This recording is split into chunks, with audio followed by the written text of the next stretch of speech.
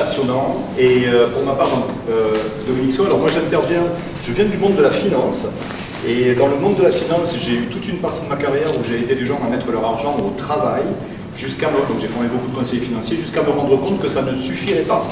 Pour les gens qui essayent d'épargner en se disant je vais mettre de l'argent de côté, puis peut-être un jour ça financera ma retraite, ou ça pourrait même peut-être me permettre d'arrêter de bosser. Dans notre génération, ça ne fonctionne pas. La capacité financière des gens n'est pas suffisante pour placer beaucoup, sauf un héritage ou autre, donc dans le cas général. Et puis les rendements des placements ne suffisent pas. Du coup, la diversification de revenus d'activité devient une clé. Autrement dit, comment je pourrais rajouter des revenus en parallèle de ce que je fais déjà. Éventuellement un job, ou en tout cas réfléchir à tout ce qui va permettre on en parlait il y a une minute, de ne pas avoir une seule source de revenus. Est-ce que vous êtes sensibilisé sur ce type de thème?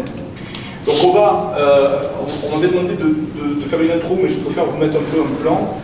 L'idée c'est, donc on s'est tous présentés, on va peut-être travailler sur des questions-réponses si vous en avez, et peut-être pour orienter les débats sur cette thématique de reconversion, on pourrait avoir trois grands sujets. Se faire recruter, puisque quand on veut se reconvertir, on va lâcher un trapèze pour en rattraper un autre, donc peut-être que certains d'entre vous ont des questions par rapport à ça, et là vous avez notamment JC et puis Stéphanie, qui seront peut-être dans l'axe. Se diversifier, c'est-à-dire peut-être, vous savez, si vous faites une école de commerce, on vous dira toujours, ne dépendez pas d'un seul fournisseur, ne dépendez pas d'un seul client. Est-ce que vous avez entendu ça? Eh bien, moi j'ai pris conscience, j'avais 34 ans, je suis un garçon un peu lent, que je dépendais quand j'avais une super, j'adorais ma carrière, mais le problème c'est que j'ai pris conscience du fait que je dépendais d'un employeur. Et que du coup c'était pas bien, parce que je dépendais d'une seule source de revenus. Et donc si je devais envisager les choses avec plus de sécurité, il fallait que j'ai plusieurs sources de revenus. Et donc la diversification aujourd'hui, c'est du pain béni. On vit dans une époque où de nombreuses entreprises, je partage complètement l'analyse de JC, vont chercher à travailler avec des gens différemment. Donc il y a des nouveaux modèles d'entreprise, parce que les attentes du marché du travail ont changé. Donc on pourra parler de ça ensemble, sur la manière de ne pas mettre tous ses œufs dans le même panier. Et la troisième idée éventuellement, c'est les transitions de carrière. C'est-à-dire, grosso modo, vous avez des gens qui se retrouvent à un moment de leur carrière où ils ont été portés par la vague. On fait ses études, on rentre sur le marché du travail, on cherche un employeur, on est un petit peu comme au bal des pompiers, c'est qui veut m'aimer, c'est-à-dire que moi j'entends des gens dire qui voudrait de moi, et au lieu de se dire qu'est-ce que moi je décide de faire comme carrière. Et donc on arrive au cap de la quarantaine, souvent en train de se dire ok, je gagne ma vie, mais c'est pas du tout, ça m'épanouit pas. Et donc il y a des gens en transition de carrière à ce moment-là, et on pourra peut-être regarder comment opérer un virage complet, et comment s'y prendre, et comment éventuellement le web et les réseaux sociaux pourraient vous y aider. On aura d'ailleurs un exemple, vous avez ici un ancien fonctionnaire qui s'est reconverti, donc si vous êtes sage, il vous donnera peut-être. Je dirais même, alors moi de ma casquette financière, le seul intérêt du CDI, c'est de pouvoir aller chercher un crédit qui permet d'investir dans l'immobilier. Donc c'est radical. Tout le reste, évidemment, si une entreprise veut vous donner 2 000 euros, 5 000 euros ou 10 000 euros de salaire, c'est que vous fabriquez au moins 4 à 5 fois plus en valeur. Donc on va rentrer dans une époque où l'entreprise indépendante va... vous savez qu'aux États-Unis, vous avez eu 20 millions de démissions dans les 6 derniers mois, uniquement parce que les gens voulaient du télétravail et ne voulaient plus repartir comme avant dans leur rythme. Et aujourd'hui, les réseaux sociaux nous permettent justement d'imaginer comment travailler à domicile, ou d'être équipés avec des logiciels que les entreprises mettent à disposition des gens qui bossent et qui permettent en fait de générer des profits. Ce qui va vous arriver ici, premier sujet, quand vous décidez de faire cette reconversion, vous êtes sur une dynamique personnelle. Je sais ce que je veux plus, je sais où je veux aller. Il va falloir regarder à l'intérieur qu'est-ce qui vous ferait vraiment vibrer. Et en France, on a cette problématique par rapport à l'initiative individuelle de plein de blocages. Or aujourd'hui, on est dans un beau pays où vous pouvez vraiment envisager les choses à travers ce qu'on appelle les formes de l'emploi. Je vous invite à découvrir par exemple Laurent Grand-Guillaume, qui intervient sur une fondation qui s'appelle travaillerautrement.org. Et là, vous verrez qu'il n'y a pas que le salariat. Le salariat peut devenir le parent pauvre de l'emploi. Vous avez les groupements d'employeurs, vous avez le portage salarial, vous avez le management de transition, vous avez les modèles de réseaux indépendants à l'intérieur desquels vous pouvez travailler complètement dans un encadrement. Donc vous avez les avantages en fait du salariat, parce que vous avez de la formation, des processus, des outils, une équipe, mais vous êtes complètement indépendant. Vous voyez, donc le premier sujet ici, c'est de bien regarder où vous voulez atterrir. Parce que si vous vous projetez sur une transition et que vous attendez que le marché du travail ait quelque chose pour vous, vous réduisez le spectre des possibles. Par contre, si vous décidez de devenir compétente dans un domaine et que vous n'avez pas de limite dans les possibilités de votre exercice, alors à partir de là, vous ouvrez les possibilités et vous allez voir qu'il y a plein de gens qui veulent bosser avec vous. Je vous invite à découvrir quelqu'un avec qui je bosse, Thierry Bismuth, qui est très actif sur Internet. C'est quelqu'un qui a un cabinet qui s'appelle Odyssée RH et qui travaille avec des indépendants, qui peuvent même travailler à temps partiel. Vous voyez? Donc là, vous allez avoir demain des professionnels qui ont mis sur pied une forme de collaboration avec des pros, et cette collaboration va pouvoir vous permettre, vous, de définir comment vous voulez bosser. En fait, vous allez avoir comme une compensation financière en fonction de ce que vous apportez comme valeur à l'entreprise. Et là, ça va vous permettre d'exercer le même métier, mais peut-être avec une forme d'indépendance. Donc si vous avancez vers les RH, ce que je vous invite à faire, c'est un petit peu comme quelqu'un qui avancerait vers l'industrie automobile et qui n'aurait rencontré que Renault, et qui se dit, il n'y a que le CDI. En fait, vous avancez vers l'industrie automobile avec la capacité à voir qu'il y a plein d'autres types de véhicules. Ça, c'est le format de votre contrat de travail. Et donc, voilà, si vous ouvrez ça, vous allez avoir plein d'options. Et à partir de là, vous allez pouvoir vous demander quelle est la particularité de la manière d'exercer votre métier. Est-ce que vous voulez faire du recrutement, je sais pas moi, de l'accompagnement de carrière, etc. D'autres thématiques, déjà peut-être se faire, là on était sur se faire recruter.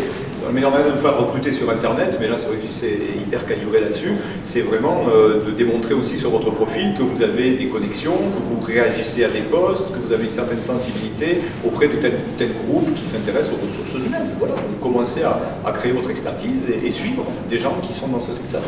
Recréer votre réseau. Donc c'est un projet qui est mûri. Ce que tu peux, les graines que j'ai envie de vous mettre dans la tête, c'est que parfois, quand on est dans cette période de reconversion, on a tendance à regarder dans le rétroviseur qu'est-ce qu'on a fait, qu'est-ce qu'on se sent capable de faire. Et vous savez, on dit aujourd'hui qu'on ne connaît pas les métiers de 2030. 85% des métiers de 2030, il paraît qu'on ne les connaît pas. Je vous invite à rester extrêmement ouvert sur le fait de pouvoir vous laisser,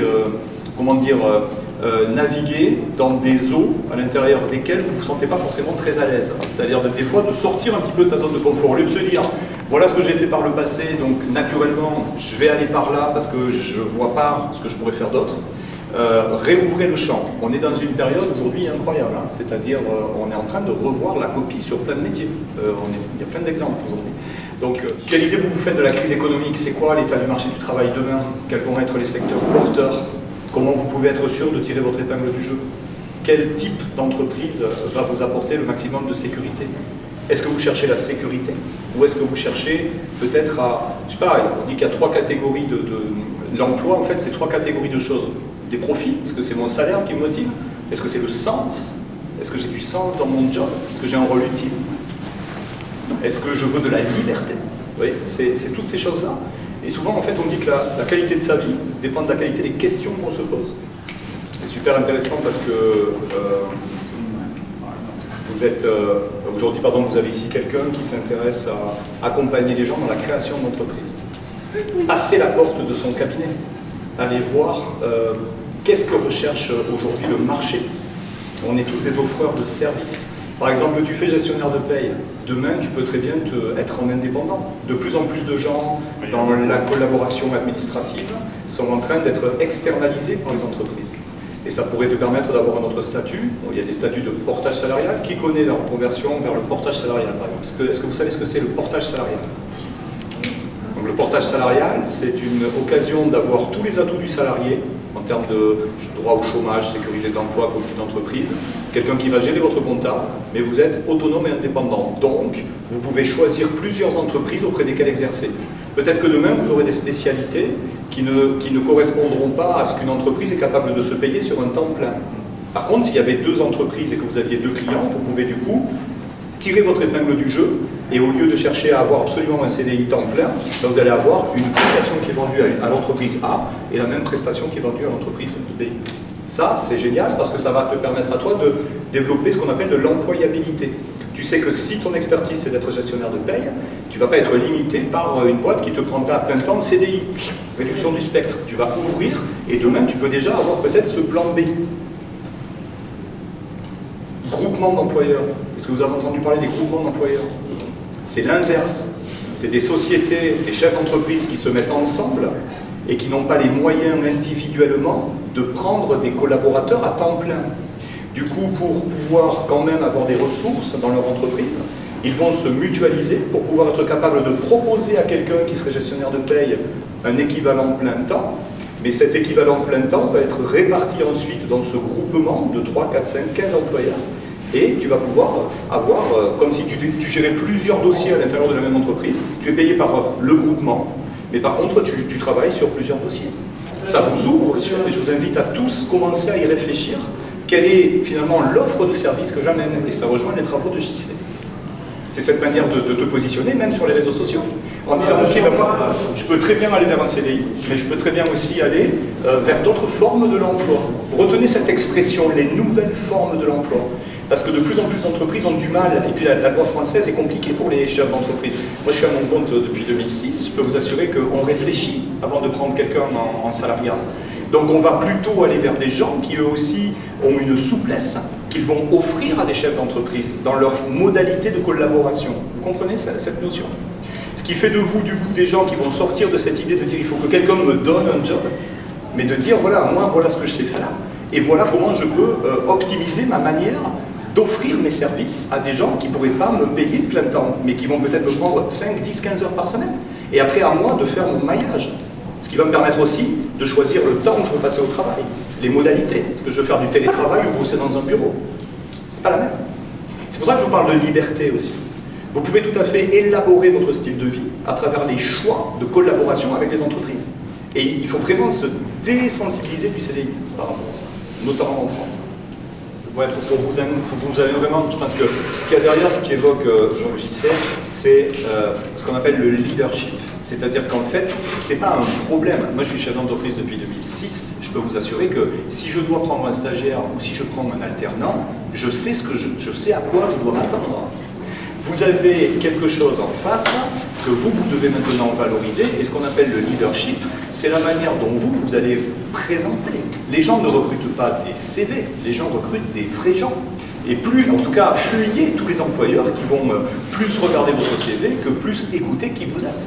Parce que c'est pas là-dedans que vous allez vous épanouir. Moi, j'ai pris un stagiaire l'an dernier parce que je suis en rapport avec un BTS NDRC, je peux certainement, à Muret, le lycée Aragon, et donc j'interviens là-bas, et la prof m'appelle en panique, elle me dit, écoute, j'ai un étudiant, il n'arrive pas à trouver de stage. Et moi, je ne suis pas habitué à prendre des stagiaires, parce que je suis vraiment dans une dynamique entrepreneuriale forte, et donc j'ai besoin de gens qui ont envie d'avancer. Écoute, si ça te rend service, envoie-le-moi. Et là, je rencontre un garçon qui était Marc, que je connais, qui finalement est très timide, mais en même temps, à côté d'être en première année en BTS, il était aussi auto-entrepreneur. Et il s'était payé lui-même des formations à 1000, 2000 euros pour apprendre à mettre en place des tunnels de vente, pour avoir exactement le secteur d'activité dans lequel moi j'étais. Je me fichais qu'il soit stagiaire. On a inventé une mission sur mesure pour lui, en fonction de ce que lui était en train de développer aussi comme projet personnel. Donc là, JC vous amène sur la thématique de dire le bénévolat, mais autrement dit, qu'est-ce qu'il y a au-dessus? C'est de se dire au fond, je vais inventer mon expérience, je vais devenir quelqu'un de plus compétent pour les sociétés. Et vos employeurs potentiels, si maintenant vous vous levez tous les matins en vous disant je suis incroyable, parce que la situation dans laquelle je me trouve aujourd'hui me donne des cartes que les autres n'ont pas. Moi, quand j'étais étudiant, j'étais toujours dans les associations d'étudiants et j'adorais les médias. Eh bien, on était sur Paris, je décrochais mon téléphone et on allait faire des fausses émissions de télé sur les plateaux, des guignols de l'info, de Coucou c'est nous. Alors ça date pas d'hier, hein, on n'est pas la même génération, pardon. Je ne connaissais pas. Voilà.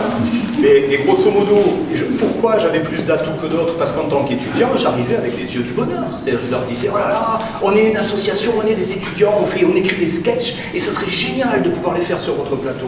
Et évidemment, on ouvrait toutes les portes. Donc sortez-vous de la tête que vous êtes dans une posture à connotation négative. Et ça s'appelle le leadership. Vous voyez, vous saisissez. Donc, à partir de là, quels sont vos atouts, qui vous êtes, pourquoi vous, et du coup, développer cette attitude qui va consister à se demander qu'est-ce que moi j'ai à offrir. Et arrêtons de se dire qui veut m'aimer. Et donc si vous vous mettez dans cette posture, vous allez trouver ce qui reste. Et ce qui reste, c'est pas forcément des tuteurs de stage qui vont vous apporter grand-chose. Vous faites une alternance, pourquoi? Vous faites pas forcément une alternance pour trouver le CDI et jouer la carte de la sécurité. On n'est plus dans cette époque. Aujourd'hui, il faut jouer pour gagner et pas jouer pour pas perdre. Donc si vous êtes dans la posture de se dire qui veut m'aimer, vous allez trouver des trucs chiants et cheap. Pourquoi vous n'iriez pas pinguer des entreprises locales, des entrepreneurs isolés? Moi je suis entrepreneur, je suis à mon compte, je travaille qu'avec des indépendants. C'est ma nature et c'est ma culture. Parce que du coup, je sais que je vais trouver en face de moi des gens qui veulent aller de l'avant. Et là, on est sur la même longueur d'onde. Cherchez des entrepreneurs comme ça dans votre coin. Expliquez-leur que vous n'avez pas forcément de compétences opérationnelles, mais justement, vous avez la capacité de coller parfaitement à ce que le chef d'entreprise va attendre de vous.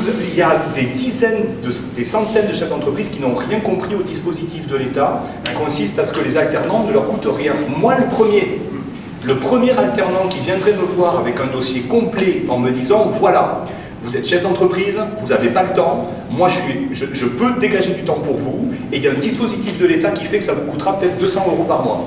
Je vais m'occuper de monter le dossier qui va vous permettre d'encaisser la prime de l'État parce que je sais que vous n'avez pas le temps. Et là, vous avez quelque chose de plus qui va faire que forcément, les gens vont vous ouvrir les portes. Est-ce que vous saisissez? C'est important pour maîtriser. Si vous avez suffisamment de confiance et de certitude par rapport à ce que vous savez apporter aux gens, alors ne prenez pas le risque qu'on ne comprenne pas votre valeur par rapport à toutes ces histoires qui réduisent le scope.